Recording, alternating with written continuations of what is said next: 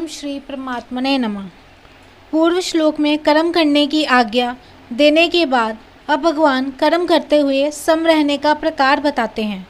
योगस्थ कुरु कर्माणि संगा त्यक्त्वा धनंजय सिद्धे सिद्ध्यो समो भूत्वा समत्वम योग उच्यते। किसी भी कर्म में, किसी भी कर्म के फल में, किसी भी देश, काल, घटना, परिस्थिति, अंतःकरण, बहिकरण आदि प्राकृत वस्तु में तेरी आसक्ति ना हो, तभी तू निर्लिप्तता पूर्वक कर्म कर सकता है। अगर तू कर्म, फल आदि किसी में भी चिपक जाएगा तो निर्लिप्तता कैसे रहेगी, और निर्लिप्तता रहे बिना वह कर्म मुक्तिदायक कैसे होगा। आसक्ति के त्याग का परिणाम क्या होगा। सिद्धि और असिद्धि में समता हो जाएगी।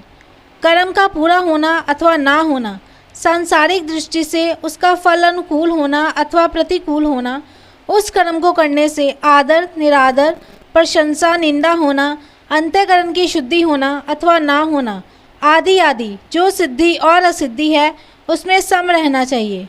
इस विषय में श्री शंकराचार्य जी महाराज कहते हैं, योगस्थ सन कुरु कर्माणि केवल मिश्वार्था तत्रापि शवरो मे तुष्य तिवति संज्ञा त्यक्त्वा धनंजय।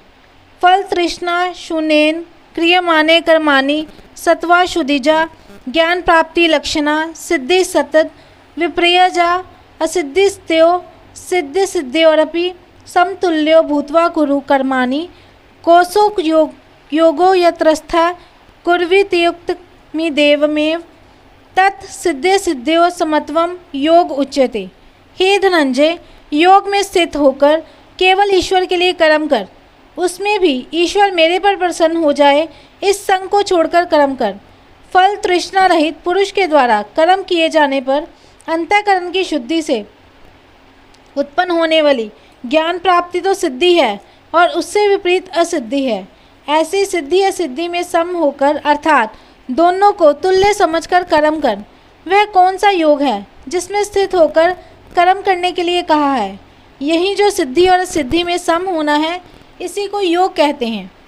कर्म योगी की इतनी समता अर्थात निष्काम भाव होना चाहिए कि कर्मों की पूर्ति हो चाहे ना हो, फल की प्राप्ति हो चाहे ना हो, अपनी मुक्ति हो चाहे ना हो, मुझे तो केवल कर्तव्य कर्म करना है। साधक को असंगता का अनुभव ना हुआ हो, उसमें समता ना आई हो, तो भी उसका उद्देश्य असंग होने का, सम होने का ही हो। जो बात उद्देश्य में आ जाती है वही अंत में सिद्ध हो जाती है। अतः साधन रूप समता से अर्थात अंतःकरण की समता से साध्य रूप समता स्वतः आ जाती है। तदा योगम वापस्यसि। सिद्धि या सिद्धि में सम होने के बाद उस समता में निरंतर अटल स्थित रहना ही योगस्थ होना है। जैसे किसी कार्य के आरंभ में गणेश जी का पूजन करते हैं तो उस पूजन को कार्य करते समय हरदम साथ में नहीं रखते। ऐसे ही कोई ये ना समझ ले कि आरंभ में एक बार सिद्धि असिद्धि में सम हो गए तो अब उस समता को हरदम साथ में नहीं रखना है, राग द्वेष करते रहना है।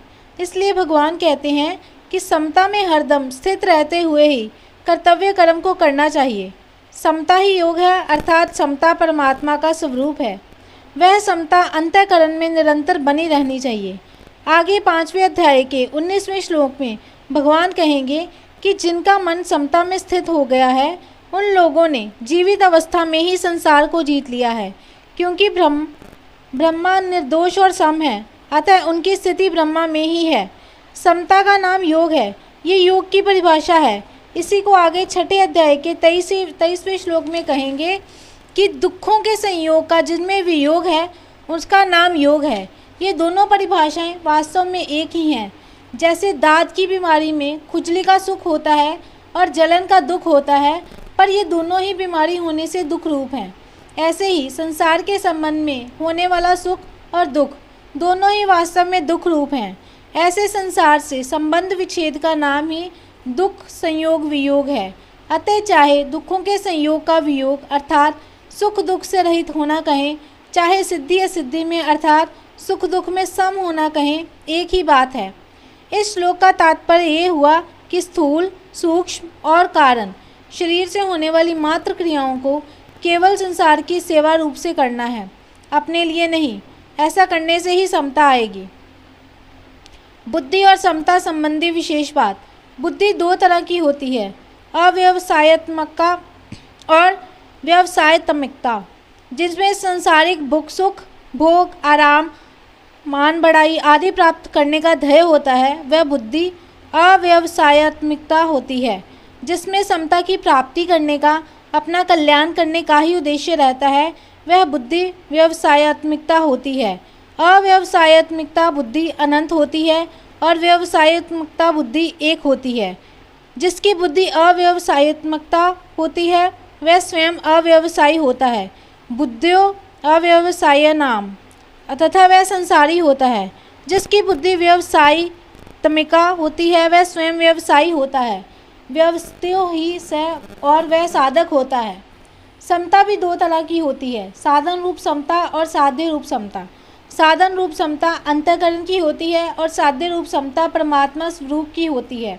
सिद्धि असिद्धि, अनुकूलता प्रतिकूलता आदि में सम रहना अर्थात अंतःकरण में राग द्वेष का ना होना साधन रूप समता है, जिसका वर्णन गीता में अधिक हुआ है।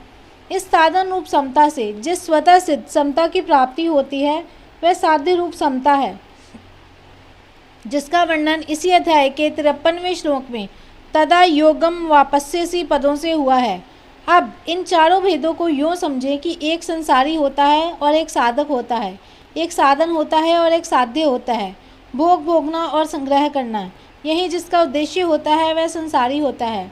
उसकी एक व्यवसायत्मिका बुद्धि नहीं होती, प्रत्युत कामना रूपी शाखाओं वाली अनंत बुद्धियाँ होती हैं। मेरे को तो समता की प्राप्ति ही करनी है, चाहे जो हो जाए, ऐसा निश्चय करने वाले की व्यवसायत्मिका बुद्धि होती है। ऐसा साधक जब व्यवहार क्षेत्र में आता है तब उसके सामने सिद्धि असिद्धि, लाभ हानि, अनुकूल प्रतिकूल परिस्थिति आदि आने पर वह उनमें सम रहता है, राग द्वेष नहीं करता। इस साधन रूप समता से वह संसार से ऊंचा उठ जाता है।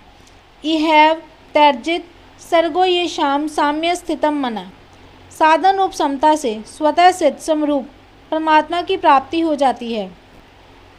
निर्दोषम ही समम ब्रह्म तस्मात् ब्रह्मानि ते स्थिता। परिशिष्ट भाव। पतंजल योग दर्शन में चित्रवृत्ति निरोध रूप साधन को योग कहा गया है। योगेश्चवृत्ति निरोधा, इस योग के परिणाम स्वरूप दृष्टा की स्वरूप में स्थिति हो जाती है, तथा दृष्टु स्वरूपे अवस्थानम। इस प्रकार पतंजल योग दर्शन में योग का जो परिणाम बताया गया है उसी को गीता योग कहती है। समत्वम योग उच्यते तम विद्या द दुख संयोग वियोगम योग संगीतम। तात्पर्य है कि गीता चित्तवृत्तियों से सर्वथा संबंध विच्छेद पूर्वक स्वतः सिद्ध समस्वरूप में स्वाभाविक स्थिति को योग कहती है। इस योग अर्थात समता में स्थित होने पर फिर कभी इससे वियोग अर्थात व्युत्थान नहीं होता, इसलिए इसको नित्य योग भी कहते हैं। चित्तवृत्तियों का निरोध होने पर तो निर्विकल्प अवस्था होती है, पर समता में स्वतः सिद्ध स्थिति का अनुभव होने पर निर्विकल्प बोध होता है। निर्विकल्प बोध अवस्था नहीं है, प्रत्युत संपूर्ण अवस्थाओं से अतीत और उनका प्रकाशक एवं संपूर्ण योग साधनों का फल है। अवस्था तो निर्विकल्प और सविकल्प दोनों होती हैं, पर बोध निर्विकल्प ही होता है। इस प्रकार गीता का योग पतंजल योग दर्शन के योग से बहुत विलक्षण है। पतंजल योग दर्शन के योग का अधिकारी वही है जो मूढ़ और क्षिप्त वृत्ति वाला नहीं है, प्रत्युत विक्षिप्त वृत्ति वाला है। परंतु भगवान की प्राप्ति चाहने वाले सबके सब मनुष्य गीता के योग के अधिकारी हैं। इतना ही नहीं, जो मनुष्य भोग और संग्रह को महत्व न देकर इस योग को ही महत्व देता है और इसको प्राप्त करना चाहता है, ऐसा योग का जिज्ञासु भी वेदों में वर्णित सकाम कर्मों का अतिक्रमण कर जाता है। जिज्ञासुरपि योगस्य शब्द ब्रह्मा तिवर्तते। जय श्री